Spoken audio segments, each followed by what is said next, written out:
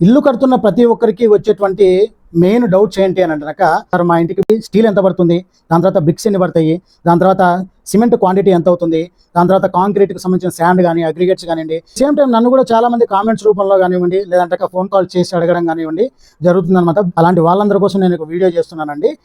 Normal ఇల్లు ఒక double bedroom house కట్టడానికి సింగిల్ ఫ్లోర్ హౌస్కి 1000 స్క్వేర్ ఫీట్ ఉన్నటువంటి బిల్టప్ ఏరియాని నేను శాంపిల్గా తీసుకున్నాను. దీనికి సంబంధించి కంప్లీట్ సివిల్ వర్క్కు ఇంపార్టెంట్ అయినటువంటి స్టీలు, సిమెంటు, దాని తర్వాత శాండ్ అండ్ అగ్రిగేట్స్, దాని తర్వాత బ్రిక్స్. సో ఈ 5 ఐటమ్స్ ఎంత క్వాంటిటీలో అవసరమవుతాయి, దాని తర్వాత ఫినిషింగ్ మెటీరియల్స్ అయినటువంటి డోర్స్ అండ్ విండోస్, దాని తర్వాత ఎలక్ట్రికల్, ప్లంబింగ్ అండ్ శానిటరీ, దాని తర్వాత పెయింటింగ్, టైల్స్. సో ఇవన్నీ కూడా ఎంత మెటీరియల్ అయితే అవసరమవుతుందని చెప్పేసి క్లియర్గా చెప్తానండి. ఎక్కడ వీడియో స్కిప్ చేయకుండా లాస్ట్ వరకు చూడండి. వీడియోలోకి వెళ్ళబోయే ముందే మీరు కనుక ఫస్ట్ టైం మన ఛానల్ చూస్తున్నట్టయితే ప్లీజ్ లైక్ చేయండి, ఇంకా సబ్స్క్రైబ్ చేయకుంటే సబ్స్క్రైబ్ చేయండి. సో వీడియోలోకి వెళ్ళిపోదాం.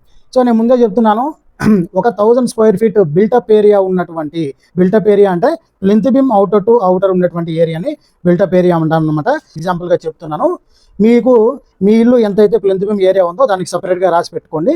దాని ప్రకారం మీరు క్యాల్కులేషన్స్ అనేది మారుతాయి అనమాట. ఒక 1000 స్క్వేర్ ఫీట్ బిల్టప్ ఏరియా ఉన్నటువంటి ఇల్లును కట్టడానికి సివిల్ వర్క్ కావాల్సినటువంటి మెయిన్ 5 ఐటమ్స్ ఏంటి అని అంటే ఫస్ట్ వచ్చేసి సిమెంటు, దాని తర్వాత స్టీలు, దాని తర్వాత శాండ్, 4th ఐటమ్ వచ్చేసి అగ్రిగేట్స్ అంటే కంకర, 5th వచ్చేసి బ్రిక్స్ అండి. సో ఈ 5 ఐటమ్స్ అనేది very important in civil work అనమాట. సో ఫస్ట్ వచ్చేసి సిమెంట్ కన్జంప్షన్. సిమెంట్ యొక్క క్వాంటిటీ ఎంత అవుతుంది అని అంటే ఒక 1000 స్క్వేర్ ఫీట్ బిల్డప్ ఏరియా ఉన్నటువంటి ఇల్లు కట్టడానికి మీకు అప్రాక్సిమేట్గా 420 బ్యాగుల నుంచి 480 బ్యాగులు అనేది పట్టడానికి అవుతే అవకాశం ఉందండి. అంటే 0.42 bags per SFT to 0.48 bags అనేది మీకు పడుతుంది అనమాట. అంటే 0.42 multiplication by 1000 built-up area, 1000 SFT అని కొడితే ఆల్మోస్ట్ 420 వస్తుంది. అంటే మీ ప్లింత్ బీమ్ యొక్క ఏరియా చూసుకోండి, దానికి ఇంటూ 0.42 నుంచి 0.48 బ్యాగ్స్ అనేది కన్స్ట్రక్షన్ అయితే స్టార్టింగ్ నుంచి ఎండింగ్ వరకు సిమెంట్ అయితే పడుతుందండి.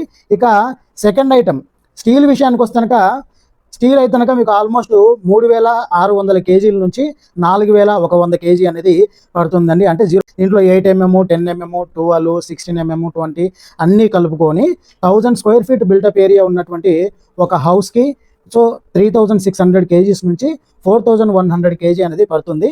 ఇక థర్డ్ ఐటమ్ వచ్చేసి శాండ్ అనమాట.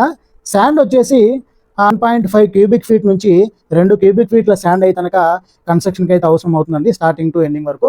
అంటే 1000 ఇంటూ 1.5 అంటే 1500 సిఎఫ్టీ నుంచి 2000 సిఎఫ్టీ అనేది పడుతుందన్నమాట. సార్ సిఎఫ్టీ అంటే ఏంటి మాకు తెలియదు అని అంటే నార్మల్గా మన విలేజ్లో కానివ్వండి, మనం కన్స్ట్రక్షన్కు తోలించుకునేటువంటి ట్రాక్టర్స్ ఉంటాయి కదండి, ఆ ట్రాక్టర్ యొక్క ట్రాలీ లెవెల్ వరకు మనం శాండ్ నింపి పెడితే అది ఒక 100 సిఎఫ్టీ అనమాట. ఇక్కడ 1500 సిఎఫ్టీ అని చెప్పాను కదా, 1500 సిఎఫ్టీ అని అంటక 15 ట్రాక్టర్లు అనమాట. ఒకవేళ 2000 సిఎఫ్టీ అంటక 20 ట్రాక్టర్లు అనమాట సింపుల్గా. ఇక అగ్రిగేట్ విషయానికి వస్తే అంటే కంకర ఉన్నాయి కదండి, కంకర విషయానికి వస్తే కనుక మనకు 1300 సిఎఫ్టీ నుంచి 1500 సిఎఫ్టీ వరకు లేదా 1550 సిఎఫ్టీ వరకు పట్టేటువంటి అవకాశం ఉందండి. ఇందులో 20 mm, 40 mm రెండు కలిపి ఉంటాయి. ఆ రెండింటికి కలిపి చెప్తున్నాను. అంటే 1000 ఇంటూ 1.3 అని మల్టిప్లికేషన్ చేసుకుంటే సరిపోతుంది అనమాట. 1.3 టు 1.3 సిఎఫ్టీ టు 1.5 సిఎఫ్టీ అనేది అగ్రిగేట్ అనేది కన్జ్యూమ్ అవుతుంది. ఇక సిఎఫ్టీ అంటే ఆల్రెడీ ఇందాకే చెప్పాను కదా, ఒక ట్రాక్టర్ వచ్చేసి 100 సిఎఫ్టీతో సమానం అనమాట. ఇక 5th and major important point bricks యొక్క క్వాంటిటీ ఎంత. యాక్చువల్లీ ఒక 1000 స్క్వేర్ ఫీట్ బిల్టప్ ఏరియా ఉన్నటువంటి ఒక ఇంటికి 9 inch by standard brick size వచ్చేసి 9 ఇంచ్ బై 3 ఇంచ్ థిక్నెస్ ఉండి 4 ఇంచ్ వెడల్పు ఉన్నటువంటి నార్మల్ బ్రిక్ వచ్చేసి మీకు 8,000 నుంచి 10,000 ఇటుకలు అయితే కనుక కన్జ్యూమ్ అవుతాయండి. అంటే పర్ ఎస్ఎఫ్టీ వచ్చేసి 8 to 10 బ్రిక్స్ అనేది మీకు వస్తాయన్నమాట. ఫర్ ఎగ్జాంపుల్ మీకు 20/30 అనేటువంటి ఒక బిల్టప్ ఏరియా అనేది ఉందనుకున్నాం. ఫర్ ఎగ్జాంపుల్ చెప్తున్నాను, అంటే 600 ఎస్ఎఫ్టీ, 600 ఇంటూ 8 అంటే 4800 బ్రిక్స్ నుంచి మీకు 6000 బ్రిక్స్ అనేది పడతాయి అనమాట. ఫర్ ఎగ్జాంపుల్ చెప్తున్నా. సో ఇది బ్రిక్ యొక్క క్వాంటిటీ అనమాట. ఇఫ్ ఇన్ కేస్ మీరు ఏఏసీ బ్లాక్స్తో కట్టుకుంటున్నాక ఆ క్వాంటిటీ మారుతుంది, చెక్ చేసుకోండి. మీరు థిక్నెస్ ఒకవేళ బ్రిక్ యొక్క థిక్నెస్ తగ్గినా కూడా క్వాంటిటీ అనేది పెరుగుతుంది అనమాట. ఇవి సివిల్ వర్క్ కావాల్సినటువంటి మెటీరియల్ కన్జంప్షన్ అనమాట. సివిల్ వర్క్ కాకుండా ఫినిషింగ్ ఐటమ్ మెటీరియల్స్ ఏవైతే ఉన్నాయో సో అవి మేజర్గా 5 మెటీరియల్స్ అండి. ఫస్ట్ వచ్చేసి డోర్స్ అండ్ విండోస్, సెకండ్ వచ్చేసి దాని తర్వాత సెకండ్ ఐటమ్ వచ్చేసి ఫ్లోరింగ్ టైల్స్ అనమాట. ఇక థర్డ్ ఐటమ్ వచ్చేసి ఎలక్ట్రికల్, ఫోర్త్ వచ్చేసి plumbing and sanitary items, fifth వచ్చేసి పెయింట్ అనమాట. సో ఇక మనకు ఫస్ట్ ఐటమ్ అయినటువంటి డోర్స్ అండ్ విండోస్ ఎన్ని పడతాయి అని అంటున్నాక 8 నుంచి 10 డోర్స్ అనేది పడతాయండి. 8 డోర్స్ అయితే అవసరమయ్యే అవకాశం అయితే ఉంటుంది. అంటే ఇవి main doors, bedroom, toilet doors అన్నీ కలుపుకొని నేను చెప్తున్నాను. ఇక వెంటిలేటర్స్ అండ్ విండోస్ రెండు కలిపి 8 నుంచి 12 అనేది 8 నుంచి 12 నెంబర్స్ అయితే కనుక మీకు పడేటటువంటి అవకాశం అయితే ఉందండి. ఇక సెకండ్ టైల్స్ అండి. టైల్స్ వచ్చేసి టైల్స్లో మీకు ఫ్లోరింగ్ టైల్స్, దాని తర్వాత వాల్ టైల్స్ రెండు సపరేట్ తీసుకోవాలి. ఫ్లోరింగ్ టైల్స్ విషయానికి వస్తాక మీకు మినిమం 1200 స్క్వేర్ ఫీట్ యొక్క ఏరియా ఉన్నటువంటి టైల్స్ అయితే అవసరం అవుతుంది. అది కూడా ప్లేన్ టెక్చర్ మీరు వేసుకుంటాక, ప్లేన్ డిజైన్తో మీరు వేసుకుంటాక 5% అనేది వేస్టేజ్ కలుపుకొని తీసుకోండి. ఒకవేళ ఇఫ్ ఇన్ కేస్ మీరు డిజైనర్గా అంటే డయాగ్నల్ ప్యాటర్న్ కానివ్వండి, లేదంటే డిజైన్ ప్యాటర్న్ కానివ్వండి, బార్డర్స్ ఎక్కువ ఉండి లేదంటే సెంటర్లో ఏదైనా డిజైన్ వేసుకోవాలంటాక మీకు ఒక 10 నుంచి 12% అనేది 10 నుంచి 15% అనేది వేస్టేజ్ అయితే తీసుకోండి. ఇక వాల్ టైల్స్ విషయానికి వస్తానికంటే టాయిలెట్స్ రెండు టాయిలెట్స్ బయట ఉంటే టాయిలెట్, లేదంటే యూటిలిటీ, దాని తర్వాత కిచెన్ ఏరియాస్ అన్నీ కలుపుకొని మీకు 500 ఎస్ఎఫ్టీ నుంచి 650 ఎస్ఎఫ్టీ వరకు పడేటువంటి అవకాశం ఉంటుంది. అంటే అది మీ రిక్వైర్మెంట్ని బట్టి ఉంటుందన్నమాట.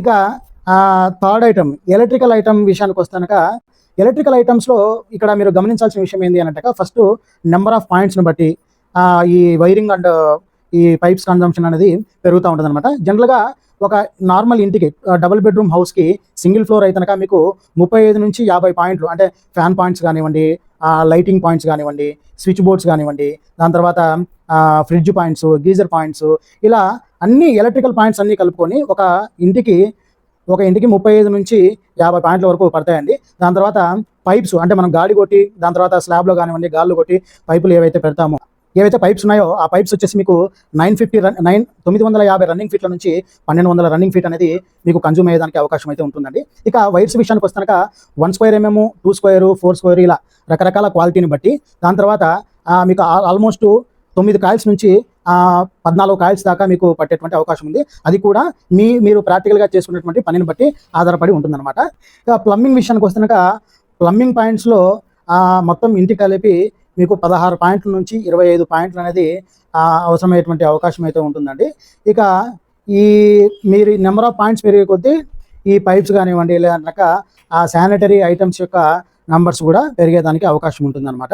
ఇక పైప్స్ విషయానికి వస్తే ఏదైతే వాటర్ సప్లైకి వేసేటువంటి పైపు, అంటే ట్యాంక్ నుంచి వచ్చేటువంటి వాటర్ సప్లై ఉంటుంది కదా, ఆ పైపులు వచ్చేసి మీకు ఆల్మోస్ట్ 300 ఫీట్ నుంచి 400 రన్నింగ్ ఫీట్ అనేది అవసరం అవుతుందండి. ఇక డ్రైనేజ్ విషయానికి వస్తాక మీకు 200 నుంచి ఆల్మోస్ట్ 350 రన్నింగ్ ఫీట్ వరకు వచ్చేటువంటి అవకాశం ఉంటుంది. ఇది కూడా నేను ఈ క్వాంటిటీస్ కూడా మీరు ప్రాక్టికల్గా పెట్టేటువంటి నెంబర్ ఆఫ్ పాయింట్స్ని, దాని తర్వాత వర్క్ను బట్టి, ప్రాక్టికల్ కండిషన్స్ని బట్టి పెరగడము లేదా తగ్గడం అనేది అవకాశం అయితే ఉంటుందన్నమాట. ఇక ఫిఫ్త్ వచ్చేసి పెయింటింగ్ వర్క్ అనమాట. పెయింటింగ్ వర్క్కి యాక్చువల్లీ ఇప్పుడు 1000 స్క్వేర్ ఫీట్ అనేది బిల్టప్ ఏరియా తీసుకున్నప్పుడు దానికి 3.5 టైమ్ కానివ్వండి, లేదంటే 4 టైమ్స్ అయితే మీకు వాల్ సర్ఫేస్ ఏరియా, అంటే పెయింటెడ్ సర్ఫేస్ ఏరియా అంటాం. అంటే మనం గోడలు కానివ్వండి, లోపల బయట సీలింగ్లు అన్నీ కలుపుకొని 3500 నుంచి 4000 స్క్వేర్ ఫీట్ అనేది పెయింటింగ్ చేయాల్సినటువంటి ఏరియా వస్తుందండి. ఈ ఏరియాలో మీకు పెయింటింగ్ యొక్క క్వాంటిటీ ఎలా చెప్పగలము అంటే ఫస్ట్ మీరు నెంబర్ ఆఫ్ కోటింగ్స్ ఎన్ని చేయించుకోవాలనుకుంటున్నారు దాన్ని బట్టి ఆధారపడి ఉంటుంది. దాని తర్వాత మీరు కొనేటువంటి పెయింట్ కంపెనీని బట్టి, ఆ కంపెనీ ఇచ్చేటువంటి పెయింట్ కవరేజ్ని బట్టి క్వాంటిటీ అనేది తెలుస్తుంది. సో కాబట్టి నేను ఈ క్వాంటిటీ చెప్పడం లేదు. పెయింట్ క్వాంటిటీ చెప్పబోయే క్వాంటిటీస్లో మినిమం 10 to 20% అనేది మారేదానికి అవకాశం ఉంటుంది. ఎగ్జాక్ట్ క్వాంటిటీస్ ఏవైతే ఉన్నాయో అవి ప్రాపర్ ఫ్లోర్ ప్లాన్స్, దాని తర్వాత ఫిజికల్ మెజర్మెంట్స్ను, దాని తర్వాత మెటీరియల్ డిస్క్రిప్షన్ను, ప్రాపర్ స్ట్రక్చరల్ ఇంజనీర్ యొక్క స్ట్రక్చరల్ డ్రాయింగ్ను, BOQ డ్రాయింగ్స్ని బట్టే క్వాంటిటీస్ అనేది అవుట్పుట్ అనేది వస్తుంది.